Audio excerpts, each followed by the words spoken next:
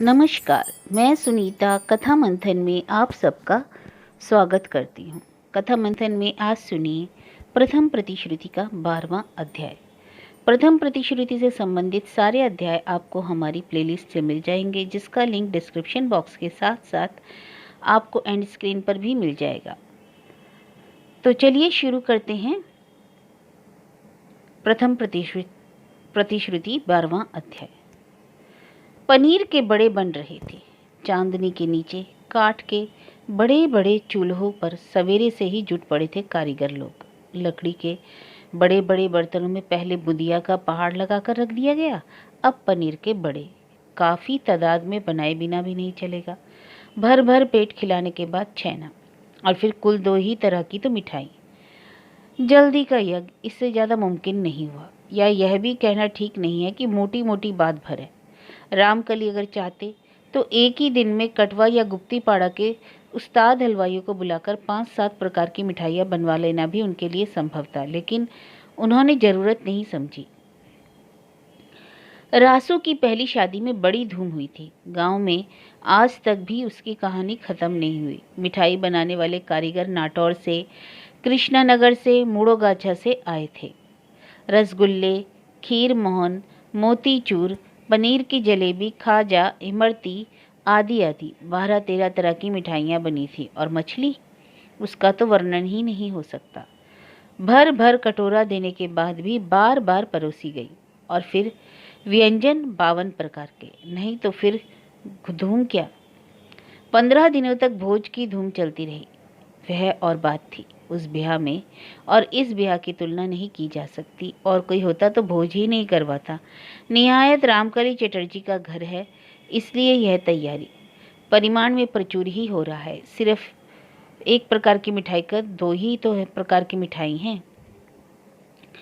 रसोई के प्रकार बहुत। रसोई अभी शुरू नहीं हुई है, बगल के चलिए में ही बंदोबस्त हो रहा है। रसोइये नहाने गए हैं। रसोइया बुलाकर रसोई की प्रथा गांव में रामकली ने ही शुरू की है। उन्होंने मुर्शिदाबाद इलाके में ऐसा देखा था, नहीं तो यहाँ तो काम काज में गांव की ब्राह्मण स्त्रियाँ ही पकाती चुकाती हैं। बदस्तूर एक आदर सम्मान की बात है। रसोई में जिनका नाम गाम है, उन्हीं स्त्रियों को खुशामद करके बुलाया जाता। रसोई में बैठने के से पहले नए कपड़े का जोड़ा, सधवा ब्राह्मणी हो तो आलता सिंदूर, यह सब दे दिवा कर तब रसोई में भेजा जाता। फिर भी इस रसोई पर्व में बहुत गदा पर्व, मूसल पर्व हो जाता है। गांव में खोजने वालों को एक जो जमात है, यज्ञ देखकर वही दक्ष यज्ञ की तैयारी की ताक में रहते हैं। रामकली ऐसे झमेले में नहीं पड़ते। पैसा फेंका और कारीगर बुलाया, काम कराया, बस। जिन्हें रसोइये के हाथ का खाना मंजूर नहीं, वे विधवाओं की रसोई में पधारे। मछली नहीं मिलेगी। निरे निष्ठा परायण कुछ बूढ़ों के अलावा ना हाँ करके रामकली के यहाँ के भोज में सभी शामिल हो जाते हैं। उस्ताद कारीगर का हाथ, रामकली की दरियादिली और उनके प्रति सबका अदब, इन 3 शक्तियों के आकर्षण से प्रायः सभी लोग नम्र भी पड़ जाते हैं। इलाके में पैसा और किसी के पास नहीं है सो नहीं, लेकिन ऐसा खुला हाथ, ऐसी दरियादिली। गांव के खाटी घी में तली मिठाई की खुशबू से घर ही नहीं, सारी बस्ती महकने लगी। अभिभावकों को अपने अपने बच्चों को घर में रोककर रखना कठिन हो रहा था। पैरों में चांदी का बुनका वाला खड़ाऊं, बदन पर बनियान, पहनावे में नेत्रकोना का थान, मुस्तैदी से चारों तरफ निगरानी करते रहे हैं। रामकली केवल मिठाई की तरफ जड़ गाड़कर बैठे रहने का भार दिया है बड़े भाई कुंजकाली को। उससे ज़्यादा बड़े दायित्व का काम कुंज को नहीं सौंपा जा सकता। ग्वाले दही की भयंगी लिए आए। रामकली हिसाब ले रहे थे कि कितना मन दही दे रहे हैं कि हठात नेड़ू आकर खड़ा हो गया। रामकली ख्याल भी नहीं करते, लेकिन वह बिल्कुल बदन से सटकर खड़ा था, मतलब कि कुछ कहना है। ग्वालों पर नजर रखते हुए ही रामकली ने एक बार उसके सिर पर हाथ फेर कर कहा, क्या बात है रे नेड़ू। नेड़ू ने डरते डरते इधर उधर देखा और धीरे से कहा, अंदर बुला रही है। अंदर बुला रही है? किसे? आपको। रामकली ने त्योरी बल देकर कहा, इस समय मुझे बुला रही है? ऐसी कौन पागल है? खास ध्यान न देकर रामकली ग्वालों की तरफ ही मुखातिब हुए। यह क्या रे तुष्टू, 5 बन में से ज़्यादा दही नहीं हो सकेगा, लेकिन मेरा क्या होगा? तूने भरोसा दिया था। तुष्टू ने सिर खुजाकर कहा, जी भरोसा तो दिया था, लेकिन गौ माताओं ने तो मुझे हताश कर दिया। कल रात तो मैं सोया ही नहीं, ग्वालों के घर घर घुमा, लेकिन सबको ले देकर इतना ही हुआ। इतना ही हुआ? सो तो समझा, लेकिन मेरा क्या होगा सो बता। खड़े खड़े अपमानित होने को कहता है। अपमान? तुष्टू वीर विक्रम से बोल उठा, गर्दन पर 20 माथा किसे है? कविराज ठाकुर का अपमान करे? माथा इस गांव में एक एक को 20-20 है, समझा? कहकर रामकली हंसे और ठीक ऐन वक्त पर फिर नेड़ू के ने महीन गले से आवाज दी, मझले चाचा। अरे इस छोरे ने तो अच्छी आफत मचाई है। किसने तुझे भेजा है, बता तो। फुआ दादी ने। रामकली ने आज जाकर कहा, सो मैं समझ गया। नहीं तो शायद किसे इतनी अकल कहने जा रहे थे, जब्त कर गए। बच्चों के सामने बड़ों के प्रति ताच्छील की असतर्कता आ रही है, इसलिए नहीं तो अपने ऊपर ही खींचे। सतर्कता संभाल कर बोले, जाकर कह दो इससे मैं बहुत काम है। अंदर जब जाऊंगा तो जो कहना हो कहना। आप यही कहेंगे? फुआ दादी ये जानती थी, इसलिए मुझसे कहा। नेड़ू कहा जाकर कहना, बड़ी फुआ दादी की उल्टियां हो रही है, जिएंगे नहीं, आना जरूरी है। रामकली की भवें और सिकुड़ गई। फुआ की उल्टी की सुनकर नहीं, स्त्रियों की विवेकहीन धृष्टता से। काशीश्वरी को कुछ हुआ नहीं है, यह तो तय है, तो भी परेशान करने के लिए बुला भेजना। शायद हो कि आई हुई कुटुंबियों को लेकर कोई समस्या उठ खड़ी हो, उसी के बीच बचाव के लिए रामकली की बुलाहट। लेकिन उसका यही वक्त है। 7 टोले का न्योता, एक दिन में भोज की व्यवस्था, माथे पर पहाड़ लिए घूम रहे रामकली। और तब क्या तो यह औरत पना। उससे भी बुरी बात, छोटे लड़के को झूठ की तालीम देकर भेजना। लेकिन जो गुस्सैल है मोक्षदा कि नेड़ू को लौटा देने से जरूर आप ही आ पड़ेगी और 5 जनों के सामने बकझक शुरू कर देगी। पैसे के घमंड से धरती को सिकोना मत समझ रामकली, गुरुजन के नाते जरा ख्याल कर। इसी एक को रामकली पार पा सकते यदि बड़ों के प्रति अदब का बोध नहीं रहता। गुरुजन होने के नाते ही मोक्षदा ने रामकली को काबू कर रखा है। लेकिन काबू क्या वे केवल गुरुजन से ही हुए हैं? और एक से बीच बीच में काबू नहीं हो जाते हैं क्या? वह तो निरी लघुजन है। हाँ, मन ही मन उन्हें स्वीकार करना पड़ा। सत्यवती से उन्हें हार माननी पड़ती है, लेकिन उससे क्या आजीजी आती है? मजले चाचा, यह कमबख्त बात नहीं। रामकली की सिकड़ी हुई भवें देखकर भी भाग नहीं गया। बोला, फुआ दादी ने आपको चुपचाप बुला ला जाने को कहा है, बड़ी आफत है। अरे इसने तो अजीब मुश्किल में डाला। आफत तो देखता हूँ मेरी ही है, कहकर रामकली ने पुकारा, तुष्टू दही सब अंदर दालान में रख दो और जरा तलाश करो, किसी के यहाँ 10-5 सिर मिल सकेगा या नहीं।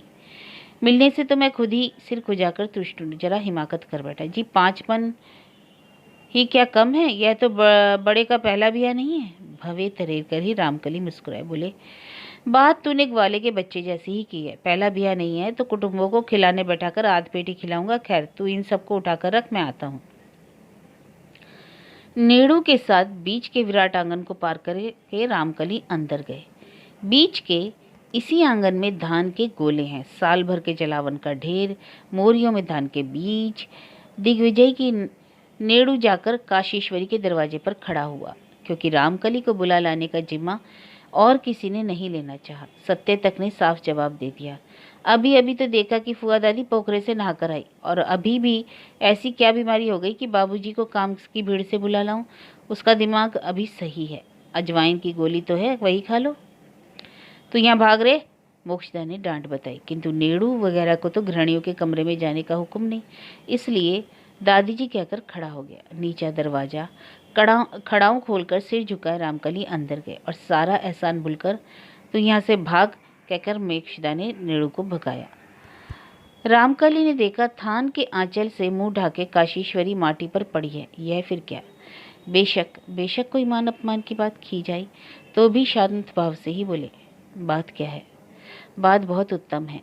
दबे गले से इतना ज्ञानदान करके मोक्षदा ने और भी फुसफुसा कर कहा, दरवाजा भिड़ाकर तब सुनना होगा। रामकली ने एक बार बाहर की तरफ ताका। मोक्षदा के इस तरफ को छोड़कर सारा घर लोगों से खचाखच भरा था और इसमें बंद कमरे में गुप्त मंत्रणा। गंभीर गले से बोले, किवाड़ छोड़ो, कहना क्या है सो कहो। लेकिन कहने को और कुछ है क्या? कहने का मुंह भी है? इतनी बड़ी बात रामकली को बताए बिना दो मूर्ख औरतें क्या करेंगी? हिताहित ज्ञान कुछ रह भी गया है? मोक्षदा और काशीश्वरी। काशीश्वरी की ही नाथ पुतौ है शंकरी। यह खौफनाक खबर अभी तक 5 कानों में नहीं पहुंची। अभी भी लोग गृहस्थी के कामों में उबडुब रहे हैं, लेकिन अनमनी कब तक रहेंगी सब? फिर एक कान से दूसरे कान देखते देखते 500 कान, फूस के घर में आग लगना और किसी विधवा की कलंक कहानी प्रकट हो जाना एक ही है।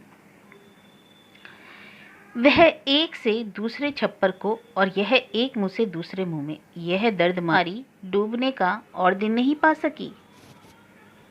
यदि पानी में डूबी है, या बल्कि ठीक ही है, लेकिन नाव भी लेकर के डूब गई किसी के साथ, तो काशीश्वरी का ऐसा ही ख्याल है। इसलिए वह मुंह ढाके पड़ी है। मन ही मन महसूस करिए कि इस मुंह जली को उसके चाचा चाची ने अपने यहाँ क्यों नहीं रखा, यहाँ क्यों पटक गई? हाय हाय।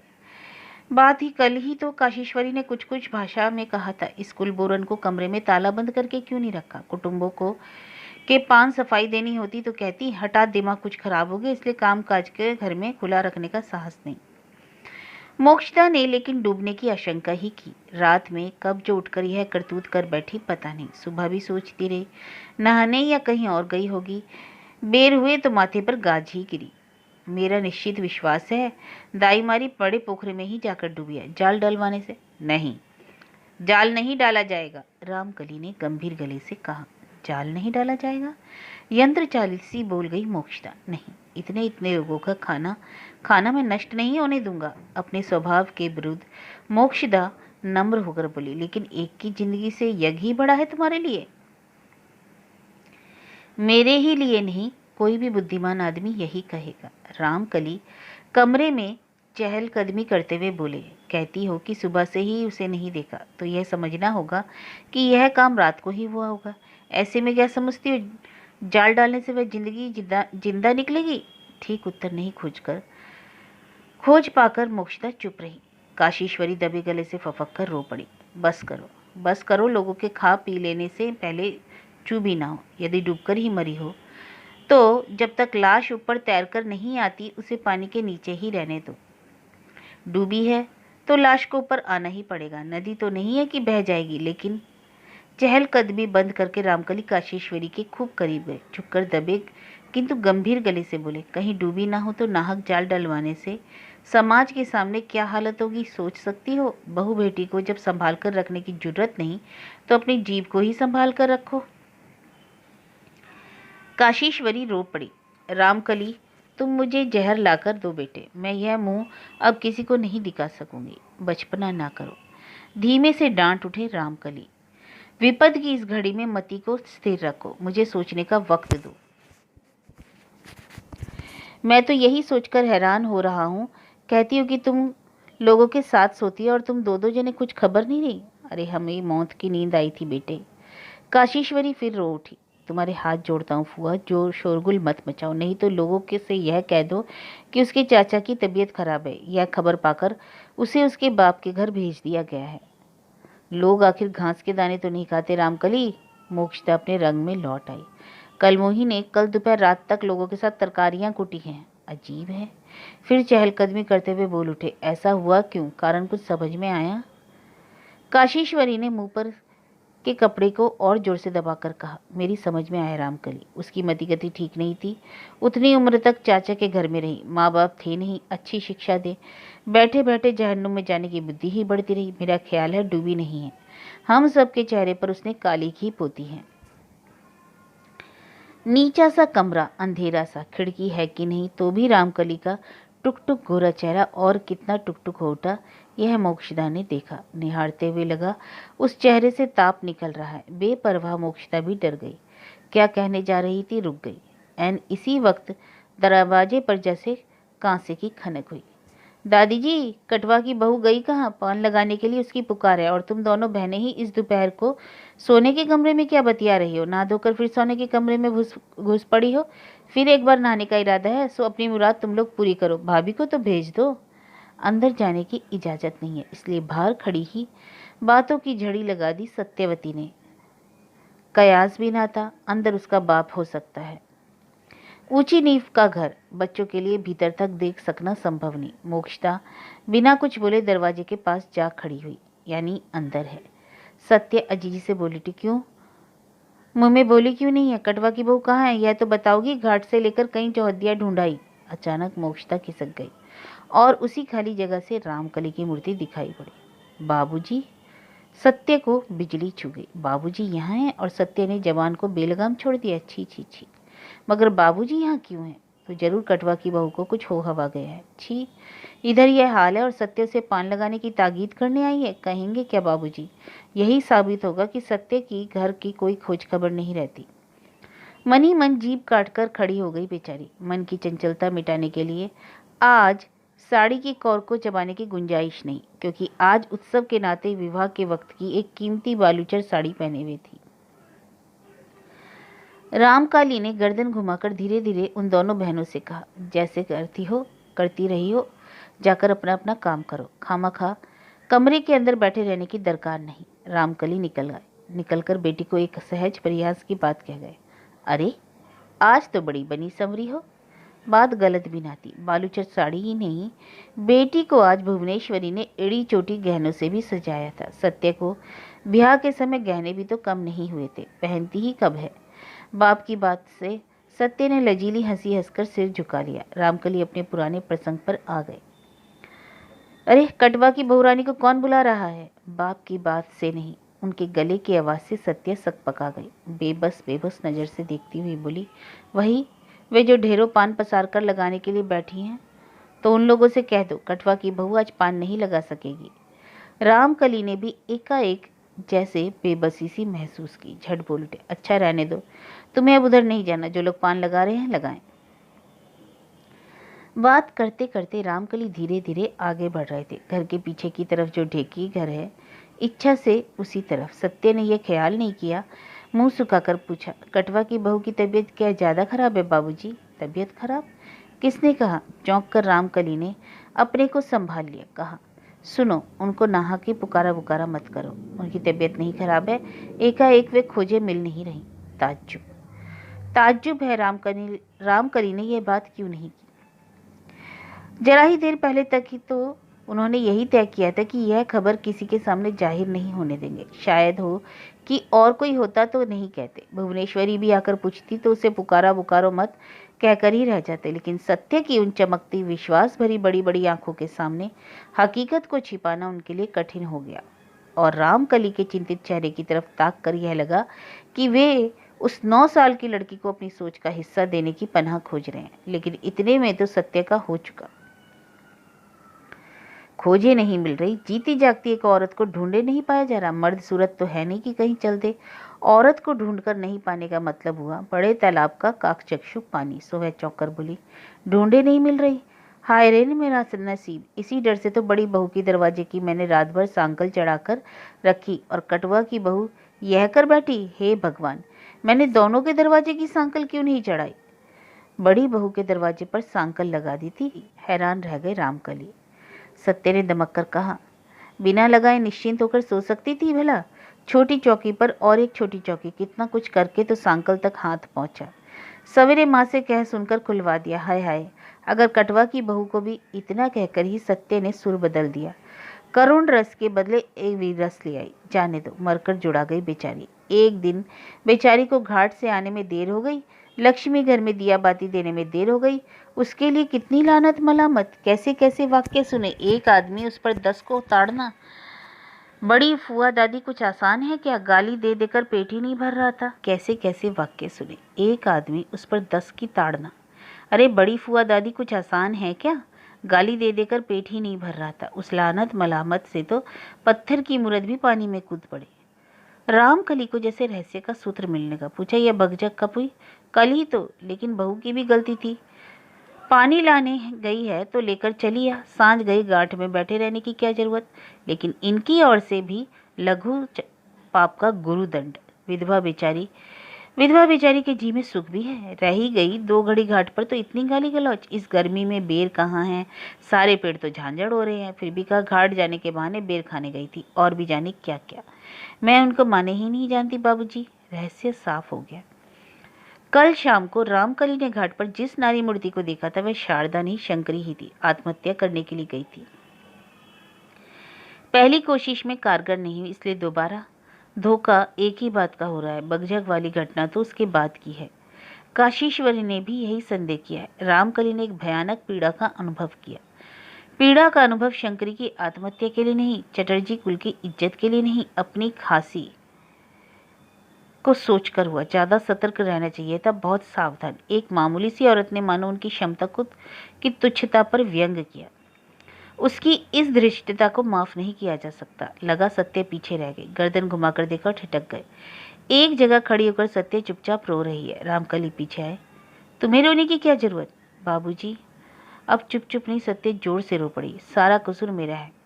कटवा की बहू तो रात दिन कहा करती थी, मर जाऊं मर जाऊं मर जाऊं। लेकिन मैंने अगर तुमसे पहले कहा होता तो कोई उपाय होता। मैंने सोचा था, औरतें तो मरने की बात बात बात में कहती हैं, लेकिन कटवा की बहू ने करके दिखा दिया। बेचारी माँ नहीं, बाप नहीं, पति नहीं, पूत नहीं, गाली सुन सुनकर ही मर गई। सत्य की रुलाई ज्यादा छलक पड़ी। रामकली को काठ मार गया। नहीं तो उनकी शक्ल एकाएक इतनी बदल क्यों गई? जिन त्योरियों पर बल देकर एक तुच्छ लड़की की ओर ताका था, वह गायब क्यों हो गई? उनकी चिंताधारा क्या सहसा धक्का खाकर टूट गिरी? रोना बंद करो, कहकर वे बाहर की ओर चले गए, जहां एक छोटी सी चौकी पर बैठकर कुंज उधर की तरफ मुंह किए गरम गरम छेना की मिठाई खा रहे थे। बोले, भैया मुझे जरा बाहर जाना है, देखना अतिथियों के सम्मान में कोई त्रुटि ना हो। मैं? कुंज के गले में मिठाई लगी। हाँ तुम क्यों नहीं, तुम ही तो बड़े हो। रामकली को जाना है। मछेरों से कहेंगे पोखरे में और एक बार जाल डालना है। घर में धूम है, संदेह की गुंजाइश नहीं। लोग सोचेंगे मछली कम पड़ रही होगी, लेकिन रामकली को लग रहा था कि ये फिजूल होगा। काशीश्वरी की नात बहू आपने ही डूबी है, हम सब ने ही डुबा दिया। तो क्या रामकली को निर्देश चाहिए? अपने ऊपर से आस्था जाती रही? नहीं तो जिस जीव को महज जीव समझकर उस पर धृष्टता के लिए खींच रहे थे, उसे अब दूसरी निगाह से क्यों देख रहे हैं? क्यों सोच रहे हैं कि उसका भी कुछ पाँव न था इस संसार में? रामकली को इसलिए परामर्शदाता की जरूरत महसूस हो रही है।